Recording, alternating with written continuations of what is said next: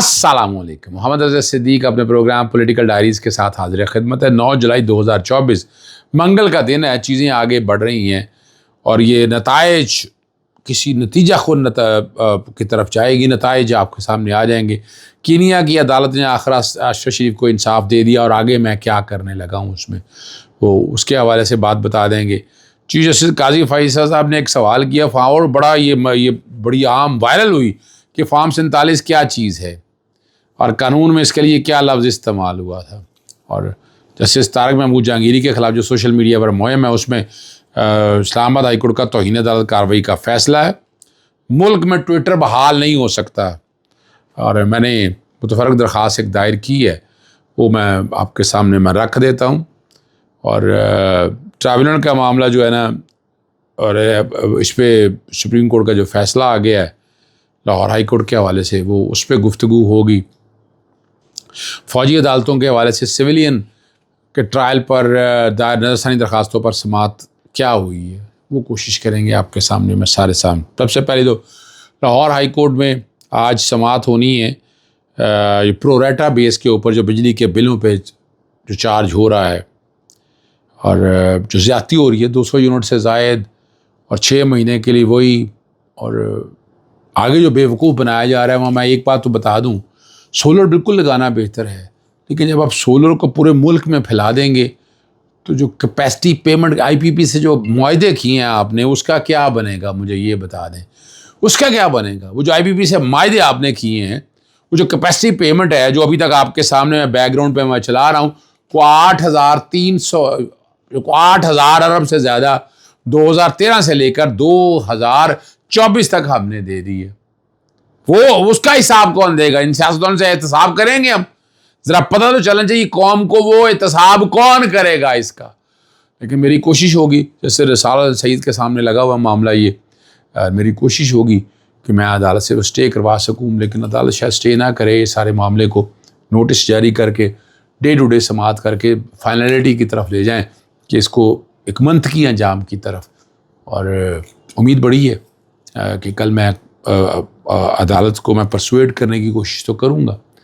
दूसरा जो मामला है वो बैकग्राउंड पे ये चल रहे हैं, ये मेरे हाथ में भी हैं, international covenant on civil and political rights, ये कोई और African charter on human and peoples right Banjul charter है और आइन है जो कीनिया का, वहाँ भी देखिए आइन की कितनी पासदारी होती है। अरशद शरीफ उनका शहरी नहीं था लेकिन बड़ा ज़बरदस्त फ़ैसला दिया है। फ़ैसला को तकरीबन मुश्तमिल है कोई, ये मैं आपके सामने रख देता हूँ ताकि आपको अंदाज़ा हो जाए कि ये फ़ैसला तकरीबन कितने सफ़ों का है। ये 45 सफ़ों का फ़ैसला है। बैकग्राउंड पे सारा तो नहीं चल सकेगा, लेकिन उसके चंद चीज़ें जो है ना वो बैकग्राउंड पे आप मेरी टीम शायद चला दे आपको, उसमें जो चीज़ें कही हैं वो सारी भी सामने आ जाएंगी। और आला अदालत जो है अरशद शरीफ की हलाकत के मामले पर उनकी अहलिया की जानिब से दायर करदा दरख्वास्त पर फ़ैसला सुनाते हुए कीनिया की हुकूमत को उस वाक़े के ज़िम्मेदार पुलिस एहलकारों के ख़िलाफ़ कानून के मुताबिक कार्रवाई करने का हुक्म दिया है। स्टेला मोटोको ये जज हैं वहाँ की कीनिया की, और जवेरिया सिद्दीक है वहाँ भी, और साथ में आपके सामने पटिशनर बता देता हूँ, कीनिया यूनियन ऑफ जर्नलिस्ट है और कीनिया कॉरेस्पॉन्डेंट एसोसिएशन है। 3 रिस्पोंडेंट थे और अटॉर्नी जनरल ऑफ कीनिया था, डायरेक्टर ऑफ पब्लिक प्रोसिक्यूशन था, inspector general of the national police service थे, इंडिपेंडेंट पुलिसिंग ओवरसाइट अथॉरिटी थी और नेशनल पुलिस सर्विस कम्युनिकेशन थी। 45 सफ़ों का फ़ैसला है और इंसानी हकूक़ की खिलाफ वर्जी और गैर कानूनी करार दे दी है। और अब जो उस डिसीजंस के अंदर जो बातें हैं वो आपके लिए ज़रा काफ़ी फ़ायदेमंद होंगी। तकरीबन 1 2 3 4 5 6 7 डायरेक्शंस दी हैं उन्होंने।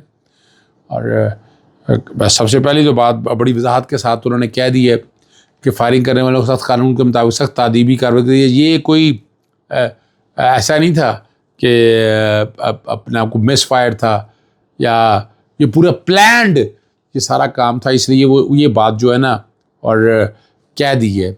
हर शख्स जो है आइन और कानून के मुताबिक बराबर है, जिंदा रहने का हक़ हासिल है और अरशद शरीफ के कत्ल की गहराई के साथ तहकीक़ात और लाजिम है और उन पर होने वाले फायरिंग के बारे में मालूमात की अदम फ़राहमी मालूमात की असूल के हक़ की खिलाफ वर्जी भी है। ये भी कह दिया। और आखिर में वो मुख्तलिफ, यानी मिसाल के तौर पर मैं आपके सामने रख देता हूँ। सबसे पहली बात है, उन्होंने बरतानवी आइन के मुताबिक जो है अपना right to life article 26, right to equal benefit of protection of law under article 27, right to dignity under article 28 and right to security of the person article 29 of the constitution, Kenyan का constitution का कहा है।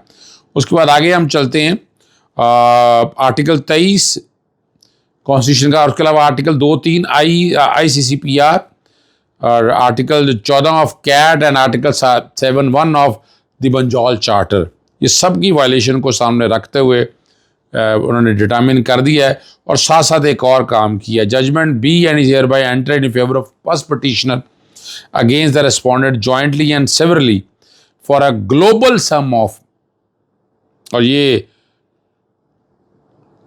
तकरीबन 1 करोड़ वहाँ के जो currency के मुताबिक है जनरल डैमेजेस के लिए।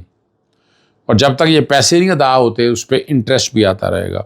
लैंडमार्क जजमेंट है, और इसको सामने रखते हुए मैं दोबारा सारी इस जजमेंट को सामने रखते हुए मैं ख़त लिख रहा हूँ बैनुल-अक़वामी कवानीन और केनियन कॉन्स्टिट्यूशन का सामने रखते हुए। और फिर आपको पता है एक मुतफरक एक आइनी दरख्वास्त दायर की हुई है इस्लामाबाद हाई कोर्ट के चीफ जस्टिस के पास लगी हुई है, और उसके सामने मैं ये मटीरियल सारा लगाऊंगा और कोशिश करेंगे कि अरशद शरीफ को जो है ना इंसाफ दिलवा सके।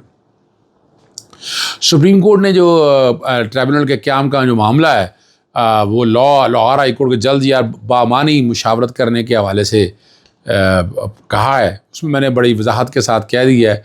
और इसमें मैंने कहा था कि ये, और मैंने बता भी दिया था आपको कि इसमें होना क्या है कि चीफ जस्टिस जो लाहौर हाई कोर्ट की अब नामजद होके आएंगी, सारा जो प्रेमिस है ना वो इसके ऊपर है, यानी फॉर्म 45 और 47, फॉर्म 45 और 47 की गेम है ये सारी जो आगे चलनी है, और इससे टर्न होना है सारा टेबल। तो इसलिए चीफ जस्टिस अपनी मर्जी का चाहिए। अब देखते हैं आगे क्या होता है। फॉर्म 47 क्या चीज़ है, कानून में इसके के लिए क्या लफ्ज़ इस्तेमाल हुआ, चीफ जस्टिस काजी फाइसा का इस्तिग़फ़ार है। ये NA 81 में अज़हर क़य्यूम नारा की इंतखाबी दर्जे पर समाअत हुई, वकील वहाँ पेश हुए और उन्होंने कहा जी दोबारा गिनती में मेरे मुवक्किल कामयाब हो गए। इंतज़ामी अफसर के फैसले के खिलाफ मेरा मुवक्किल इलेक्शन कमीशन चला गया। जस्टिस अकील अब्बासी ने मार्क्स दिया कि रिटर्निंग अफसर दोबारा गिनती की दरख्वास्त पर आर्डर नहीं किया।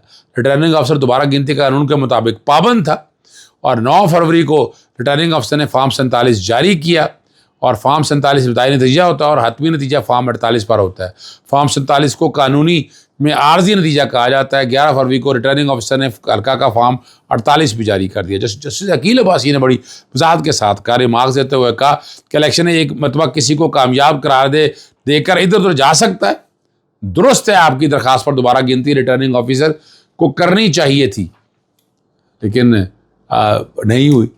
और फॉर्म 47 के हवाले से इसलिए जस्टिस काजी फाइसा साहब ने पूछा ये क्या चीज़ है। हमारे को पता है टीवी, और जस्टिस काजी फाइसा साहब भी टीवी देखते हैं, उन्हें तो अंदाज़ा होना चाहिए।